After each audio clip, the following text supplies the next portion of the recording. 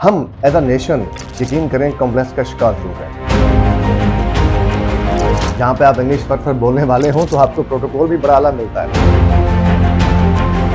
ये एक गुलामी की अलामत नहीं है तो और क्या है, क्योंकि एक कॉम्प्लेक्स का शिकार होकर आप एक बीमार ज़हन बन सकते हैं।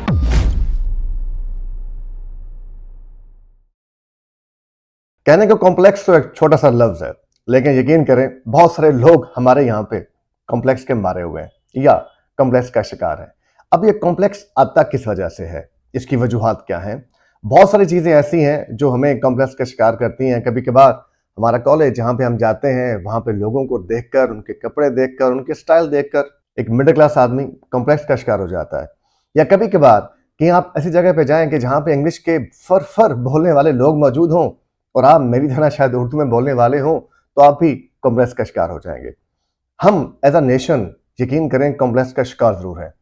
हम बाहर जाएं तो आपको उनकी अपनी लैंग्वेज के अंदर चीजें लिखी हुई मिलती हैं, लेकिन आप जानते हैं कि पाकिस्तान की कौमी जुबान तो उर्दू है, लेकिन इससे बड़ा कॉम्प्लेक्स क्या होगा कि कौमी जुबान उर्दू की है, लेकिन हर हर चीज जो आपको रिटर्न में आती है वो इंग्लिश की शक्ल में आती है।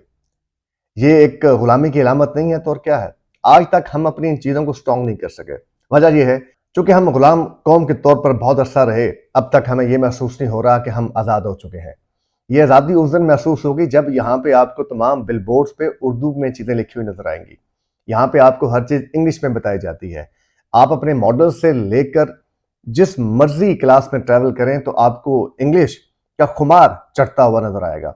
जहाँ पे आप इंग्लिश फट बोलने वाले हों तो आपको प्रोटोकॉल भी बड़ा आला मिलता है, और अगर आप उर्दू बोलने वाले हैं या पंजाबी बोलने वाले हैं तो फिर तो बात ही अलग है। हाँ, लेकिन अगर आप सियासतदान हैं तो पंजाबी में बात करेंगे तो वो स्टाइल कहलाएगा, और अगर आप कोई अच्छे स्टार हैं, क्रिकेट के हैं या किसी और के, अगर आप तब बोलेंगे पंजाबी में तो वो भी आपका स्टाइल काउंट होगा।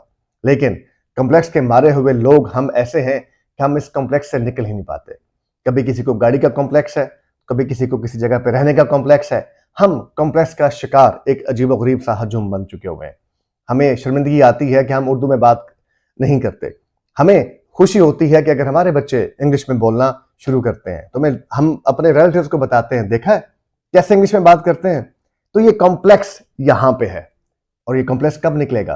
कॉम्प्लेक्स तब निकलेगा जब हम भी एक आजाद कौम की तरह रिएक्ट करेंगे। हम उर्दू की पजीराई करेंगे तो ये कॉम्प्लेक्स निकलेगा। हम पता नहीं किस जहां में रहते हैं, बहुत सारी जुबानें आपको नहीं आती, दुनिया में लोग जाते हैं उनको जुबान नहीं आती, लेकिन फिर भी ये वो अपनी आप टर्की चले जाए, टर्की में वो प्रमोट करते हैं कि आप उनसे टर्की में बात करें, लेकिन वो आपसे कभी इंग्लिश में बात नहीं करेंगे। लेकिन जब आप बात करते हैं पाकिस्तान की तो यहाँ पे कॉम्प्लेक्स के मारे हुए लोग आज भी फंसे हुए हैं कि हमें इंग्लिश नहीं आती। वो घी में जाते हैं तो इंग्लिश का खुमार उनके दिमाग में चढ़ा रहता है। तो अल्लाह करे ये कॉम्प्लेक्स दूर हो, लेकिन कॉम्प्लेक्स दूर करना ये बड़ी जरूरी है, और इसमें आपका और हमारा किरदार है।